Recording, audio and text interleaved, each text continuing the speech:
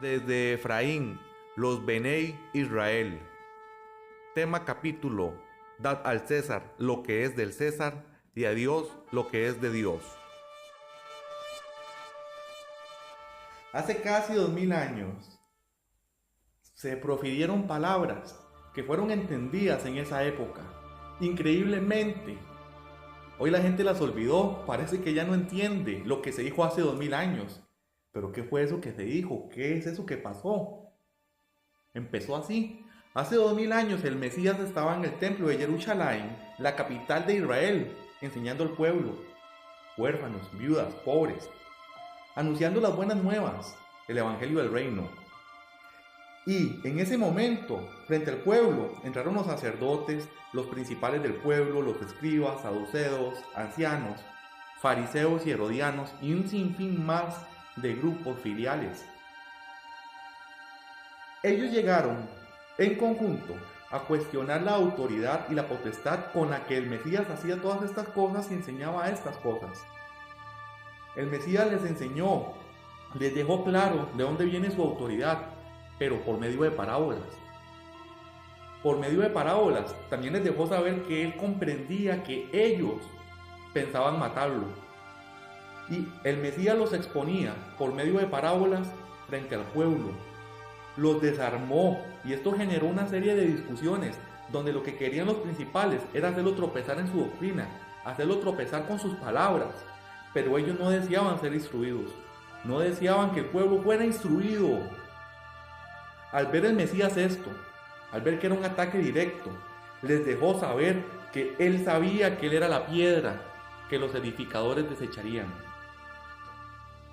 Eso impactó a todos los que oían el mensaje y este grupo de hombres que le hacían de adversarios, al no poder más contra su sabiduría, se apartaron, se marcharon y se reunieron todos otra vez confabulando para planear cómo sacarle palabras que lo podrían comprometer al punto que podría perder la vida. Como quedamos antes en la historia, los principales de los sacerdotes, los fariseos y los escribas, entendieron que contra ellos se había dado las parábolas y querían echarle mano desde aquella hora, mas por temor al pueblo, el cual era una gran multitud, lo dejaron y se fueron. Ya cobardemente y por atrás consultaron cómo sorprenderle en alguna palabra para prenderlo. Y acechándole, enviaron como espías a los discípulos de los fariseos y de los herodianos, que se simulasen justos, a fin de sorprenderle en alguna palabra, para entregarle el poder y la autoridad del gobernador.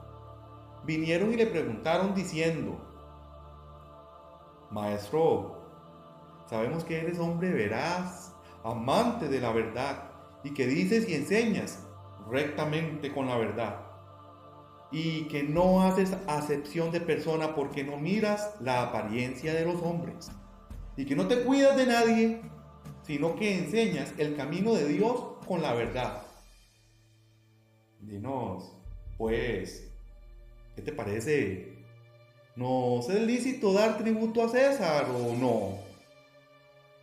¿Daremos o no daremos? Mas el Mesías, conociendo la malicia y comprendiendo la astucia de ellos, percibió la hipocresía de ellos y les dijo: ¿por qué me tentáis? ¿Por qué me probáis, hipócritas? Traedme y mostradme la moneda del tributo para que yo la vea. Ellos la trajeron y le presentaron un denario, y entonces les dijo: ¿de quién tiene la imagen y la inscripción? Y respondiendo ellos, le dijeron: de César. Entonces, respondiendo el Mesías, les dijo: pues dad al César lo que es del César, y a Dios lo que es de Dios. Y no pudieron sorprenderle en palabra alguna delante del pueblo, sino que oyendo estas palabras y maravillados de él y de su respuesta, se quedaron en silencio. Se maravillaron y dejándolo, con el pueblo, en el templo, en Israel, se fueron.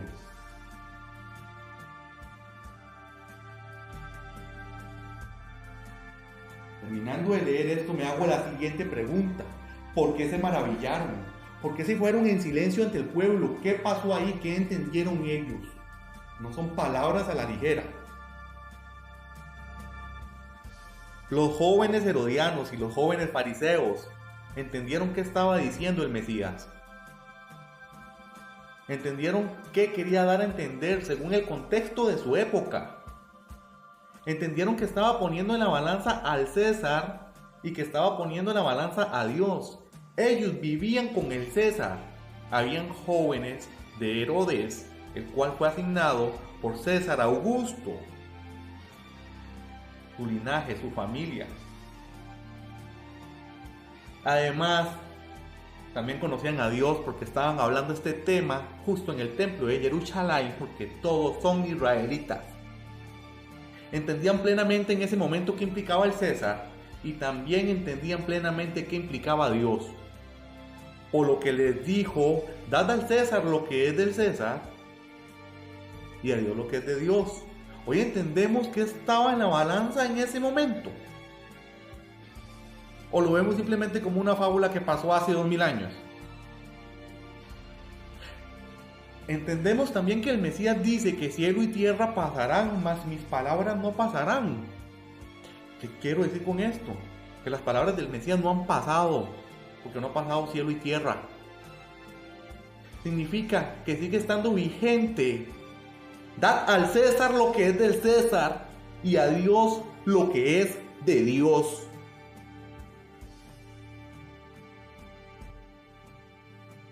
Al entender que debemos pesar esto en una balanza, recurramos a algo lógico, recurramos a la ciencia, recurramos a la historia, algo que se pueda comprobar en universidades, iglesias, parques. Al entender que debemos pesar esto en una balanza, veamos primero quién es el César. Analicemos primero al César. Analicemos qué ha hecho el César a través del tiempo y por qué debemos temerle al César. Después veremos quién es Dios, qué ha hecho Dios a través del tiempo, cuál es su nombre y por qué debemos temerle. Ya sabiendo esto, podremos ponerlo en la balanza, ambos conocimientos, y así tomar una decisión. De esta manera entenderíamos lo mismo que entendieron los contemporáneos del Mesías que escucharon estas palabras: dad al César lo que es del César y a Dios lo que es de Dios. Así podremos entender por qué se sorprendieron y se alejaron. Además, después de estas palabras del Mesías ya era muy peligroso hablar. Haciendo esto podremos entender quién es el César hoy día, si analizamos y vemos la historia, y podremos tomar nuestra propia decisión, la cual podremos mantener. Pero para poder entender quién es el César hoy día, debemos ir desde el principio, desde que la vida del vocero de Roma, el César, y la vida del vocero de Israel, el Mesías, se cruzaron por primera vez. Vamos al año 0 de nuestra era, al censo romano del César Augusto, el primer emperador del Imperio Romano. Tenemos que tener claro que este primer César fue el que acabó con la República de Roma, un país soberano e independiente, e instauró a la fuerza una dictadura. Nace el Imperio Romano y su rey es el César. Así se llaman los reyes romanos. Los dictadores romanos se llaman el César.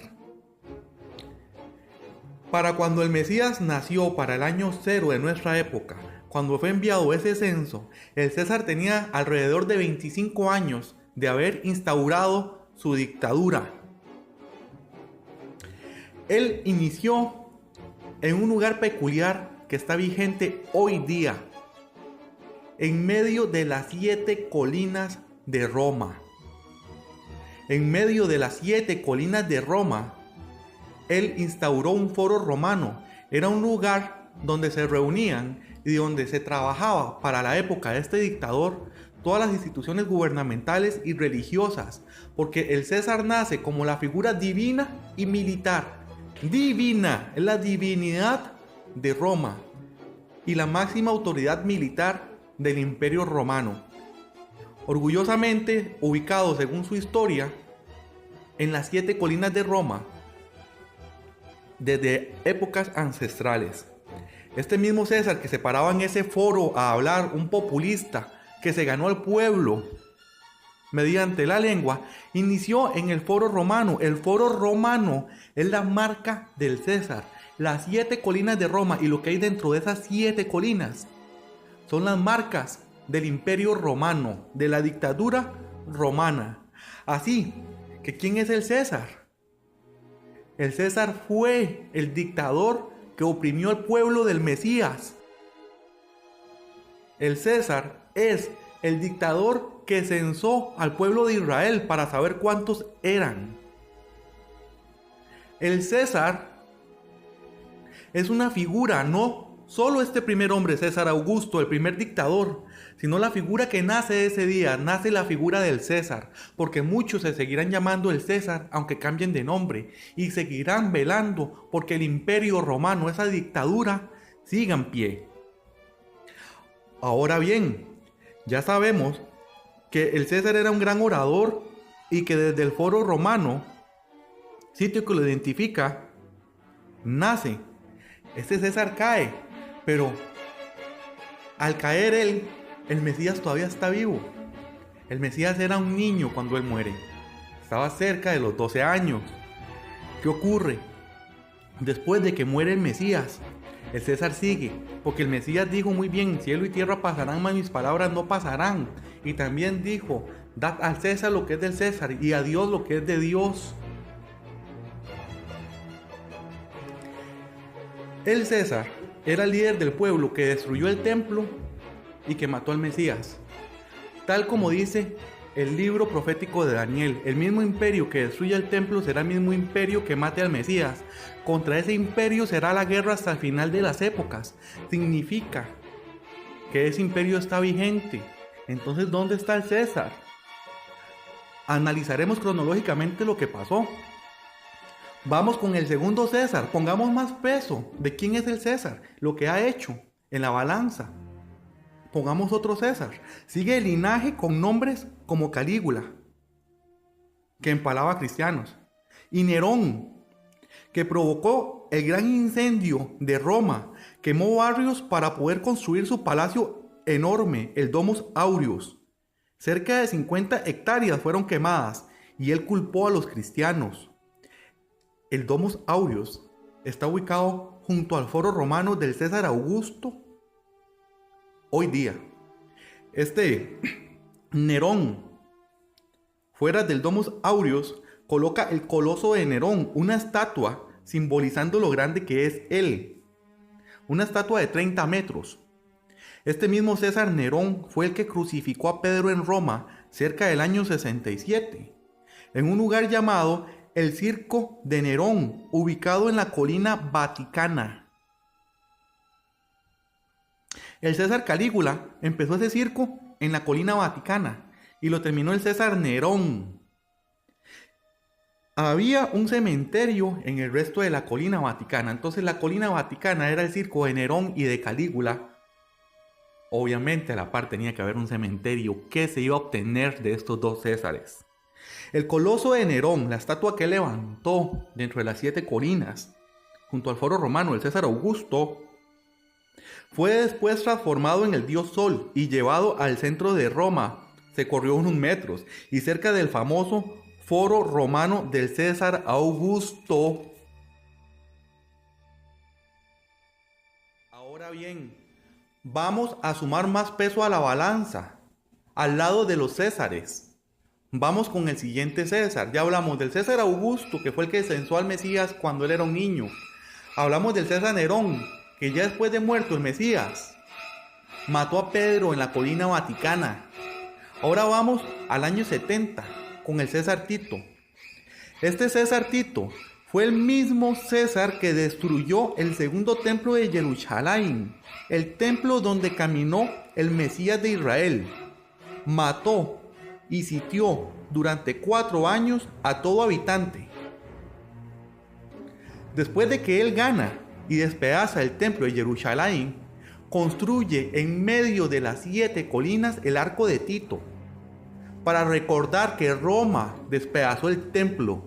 Esa porquería de recuerdo sigue en pie y es una ofensa para la casa de mi rey. Seguimos con la historia, sumémosle más a los César. Este mismo César que destruye el templo construye el anfiteatro romano junto al Coloso de Nerón y al foro romano del César Augusto, dentro de las 7 colinas. Este anfiteatro romano es donde mataban cristianos, se mataban entre gladiadores y tiraban personas a ser devoradas por animales salvajes. Pocos siglos después, les transfirieron los poderes divinos del Coloso de Nerón, del Coloso del César Nerón, al anfiteatro romano, quedando en piedra el nombre que se usa hoy día, el Coliseo Romano. Fusionaron los trofeos del César Nerón y el trofeo del César Tito, creando un nombre perfecto para identificar a un lugar donde se mataron cristianos durante siglos. No se puede esperar más del César que mató a Pedro. No se puede esperar más del César que destruyó el segundo templo y hizo un trofeo para recordarlo. Además, para esta época ya se estaba acuñando una moneda en la cual había una mujer sentada sobre 7 montes. Este es el César Tito. Sigamos sumando a la historia. Ahora vamos a ir con otro César que vamos a poner en la balanza. Pero este César realmente ha hecho daño contra la doctrina del Mesías. Vamos con el César Constantino. 3 siglos después, 300 años después, surge el César Constantino. Después de 3 siglos de matar cristianos, no lograban desaparecerlos. En ese momento eran más conocidos como israelitas mesiánicos. Aún peor, estaban creciendo. Esto empeoraba la situación para el Imperio Romano. Y fue así desde sus inicios, ya que en toda la vía romana habían 7 iglesias muy fuertes, de las cuales nunca pudieron detener su crecimiento. Nos referimos a Éfeso, Pérgamo, Esmirna, Tiatira, Sardis, Filadelfia y Laodicea. Pero también, después de 3 siglos, el Imperio Romano venía en decadencia, debido a las peleas entre Césares.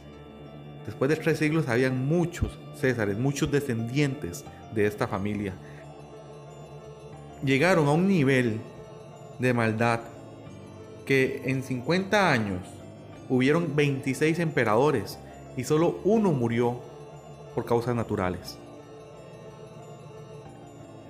Sigue la puja por ser el César, pero uno de ellos logra vencer a todos debido a su habilidad militar y su falta de escrúpulos, el César Constantino.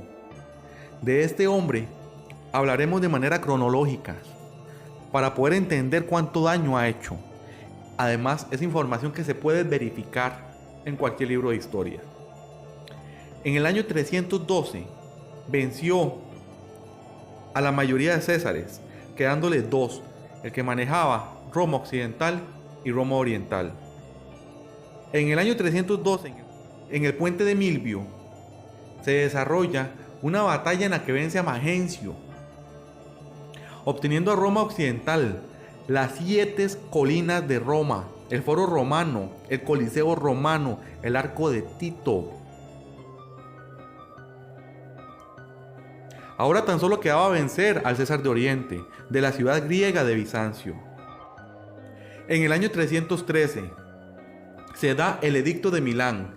Se decretaba la libertad de culto. por lo que los cristianos ya podían celebrar sus cultos.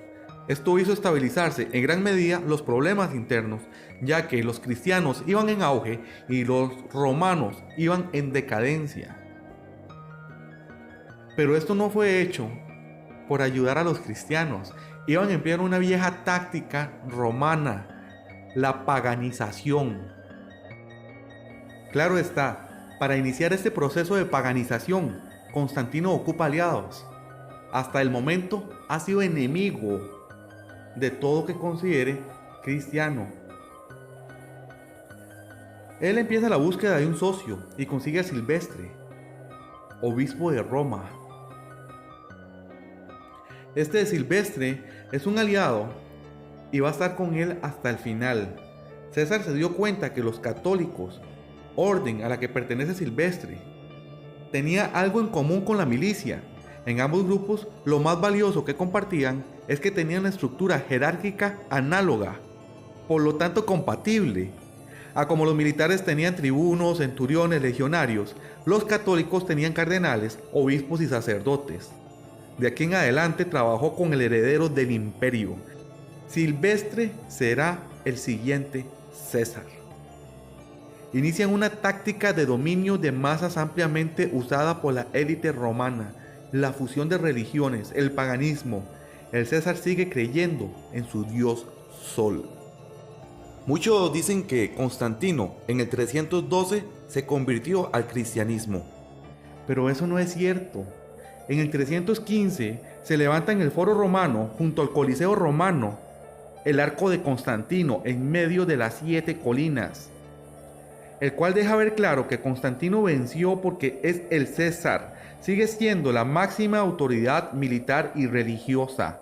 El mismo pueblo lo reconoce así, por eso pusieron este mensaje sobre el arco, el cual se encuentra ahí hoy día. Abre comillas.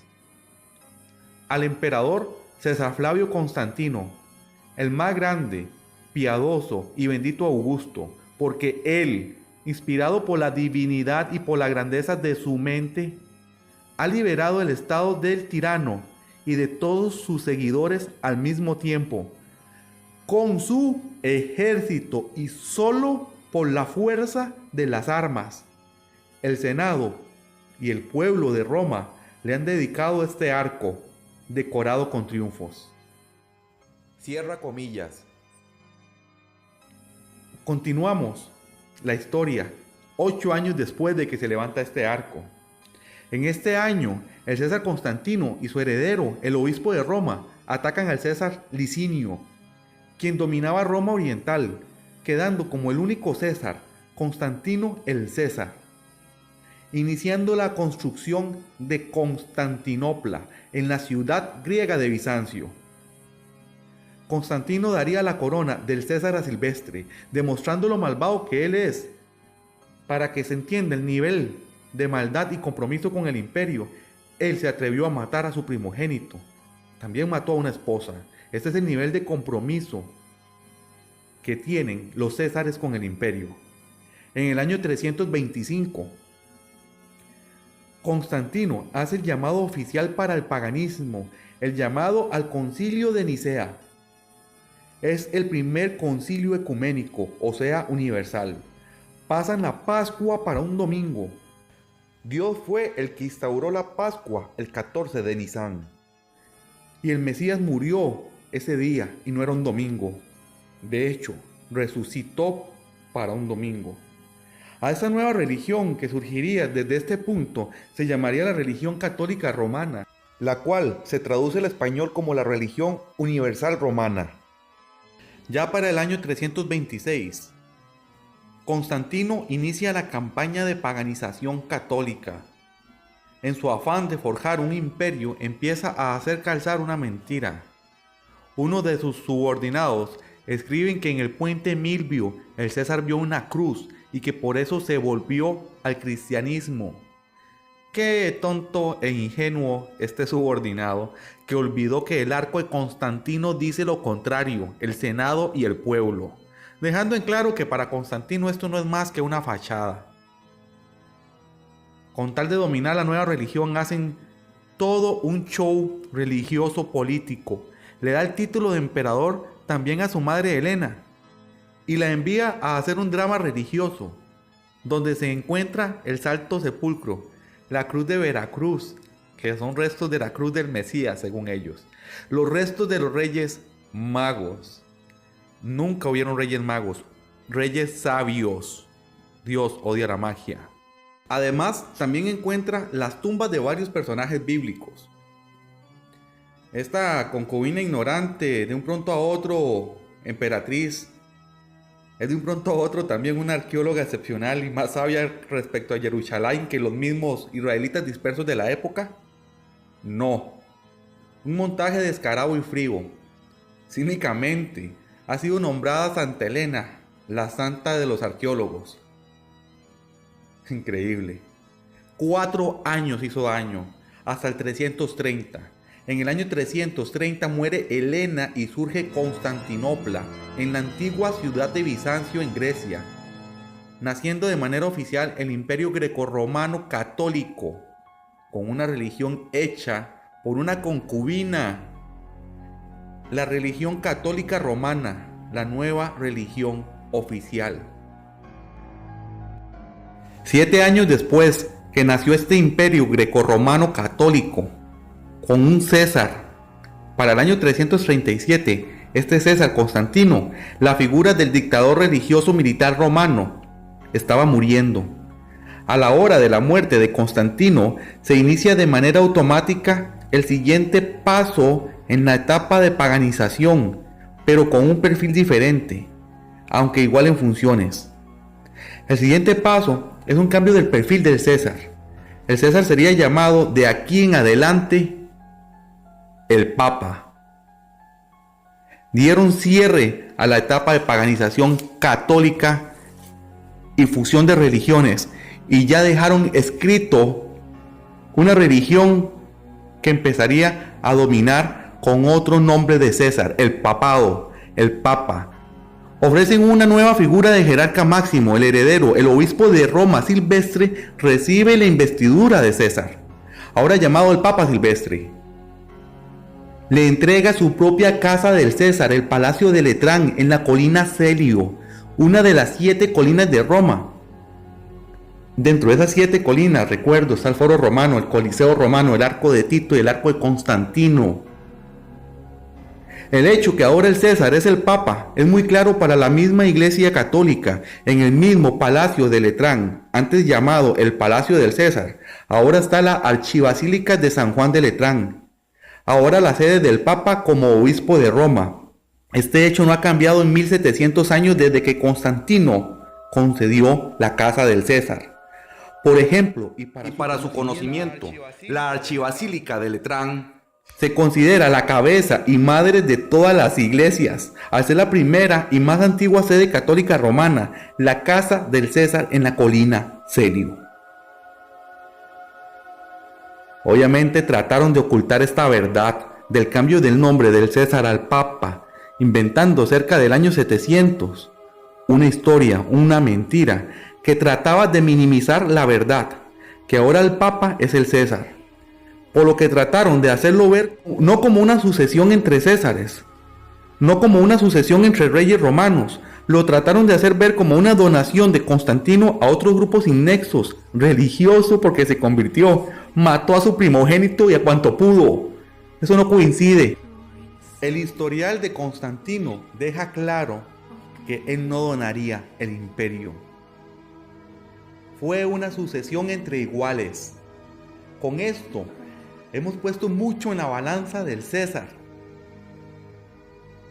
Él también dejó un legado en las 7 colinas, la sede del obispo de Roma, del Papa, junto al Foro, junto al Coliseo, junto al Arco de Tito, junto al Arco de Constantino. Vamos a dar un último César a esta balanza. Un último César, Gregorio. Un milenio después, lo que Constantino hizo, el dominio que inició se mantenía vigente, al punto que para la época de Gregorio logran cambiar Los tiempos hacen un cambio del calendario del César, llamado el calendario juliano, hacia el calendario papal, el calendario gregoriano, establecido por el Papa Gregorio. Cambió la Torá, cambió la ley, por sus propias leyes católicas romanas, y abren una institución para perseguir y matar a todo aquel que no crea en sus preceptos y fábulas paganas. Llaman cínicamente la Santa Inquisición Papal. La Santa Inquisición Papal mata niños, mató mujeres, hombres. Hicieron hasta manuales de tortura. Esto es cultura general. Ya para esa época sigue estando en las mismas colinas de Roma, su foro romano, su coliseo, el arco de Constantino, el arco de Tito. Siguen hablando latín, nunca han dejado de ser un imperio. Es el mismo que destruyó el templo de Jerusalén y que mató al Mesías. Sigue estando en las 7 colinas. Esa religión ramera, madre y cabeza de todas las abominaciones de la tierra. Ya hemos analizado, ya hemos puesto en la balanza cuáles han sido los nombres del César. ¿Por qué hay que temerle? ¿Qué han hecho? Además, hay que hacer aclaraciones que ya son muy lógicas. Dicen que Pedro, el llamado Kifas, es el primer papa. Pero ¿cómo podía ser el primer papa, el primer César, si a él lo mató el César Nerón? Eso no es coherente. A Dios lo que es de Dios y al César lo que es del César. Otra aclaración es que quiero evidenciar que esto es claro para la Iglesia Católica Romana, la de Constantino, la de Gregorio, la de Nerón, la de Tito, la de Augusto. Es que en el mismo palacio de Letrán, la antigua casa de Constantino, hay pinturas como el Triclinium que muestra la sucesión entre el papado y el cesariato. Además muestra imágenes claras de que están claros que son o siguen siendo la máxima autoridad religiosa y militar. Ahora trabajan muy diferente, han cuidado el perfil, pero esto se mantiene. Ahora vamos a dar la razón de por qué temerle a Dios. ¿Qué ha hecho Él? Y vamos a aclarar su santo nombre. Así pondremos en la balanza, al otro lado de la balanza, toda nuestra información. Solo que con Dios no hay que poner tanta cantidad de palabra, porque es calidad de palabra lo que vamos a oír. Primero que todo, su santo nombre es Yahweh. Temed a Yahweh y dadle gloria, porque la hora de su juicio ha llegado. Y adorad a aquel que hizo cielo y tierra, el mar y las fuentes de las aguas. Temed a Yahweh y dadle gloria, porque viene a juzgar la tierra. Estamos en el tiempo del fin. Él hizo los cielos y la tierra, su potencia. Todos los césares han peleado su creación, pero Él es el creador. Y no han logrado dominar ni siquiera todas sus creaciones, ni el mar ni las fuentes de las aguas. No conocemos los fondos de las aguas. Esa es la razón de temerle. Los césares pelean su creación. Él es el creador. Además, los césares tienen decenas de nombres. Yahweh es un solo nombre. Hemos pesado en la balanza cada conocimiento. Hemos pesado al César con sus 50 nombres y a Dios con su único nombre, Yahweh. ¿Y cuál es el resultado? ¿Cuál es el juicio? Después de todo lo que hemos analizado hoy, nos damos cuenta que Yahweh es nuestro fuerte. Le daremos a Yahweh lo que es de Yahweh y al César lo que es del César. Pero ¿qué es del César ahora que entendemos quién fue el César? ¿Y cuál es su veredicto? A Roma. Este es el veredicto. Salid de ella, pueblo mío, para que no seáis partícipes de sus pecados, ni recibáis parte de sus plagas. porque sus pecados han llegado hasta el cielo, y Yahweh se ha acordado de sus maldades. Le daremos a ella como ella nos ha dado. Le pagaremos el doble según sus obras contra nosotros. En el cáliz, en la copa que ella nos preparó bebida, le daremos el doble. Ella nos dio bebida. En el cáliz de la ingenuidad nos mantuvo ignorantes. Le pagaremos con ciencia y con historia.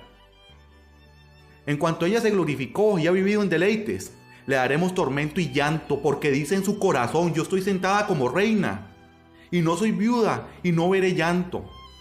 Claro está sentada como reina, no es viuda, tiene su esposo, esa ramera, el Papa. Por lo cual, en un solo día vendrán sus plagas, muerte, llanto y hambre, y será quemada con fuego. Porque poderoso es el Elohim Yahweh, que juzga. A Dios lo que es de Dios, al César lo que es del César. Hace 2000 años se profirieron estas palabras y se entendían claramente. Hoy día se vuelven a repetir estas palabras y ahora se entienden claramente. Ya sabes quién es el César. Ya sabes quién es Yahweh. Toma tu decisión. Toma tu decisión. Ya que el vocero de Israel dijo: cielo y tierra pasarán, mas mis palabras no pasarán. Dad al César lo que es del César, y a Yahweh lo que es de Yahweh.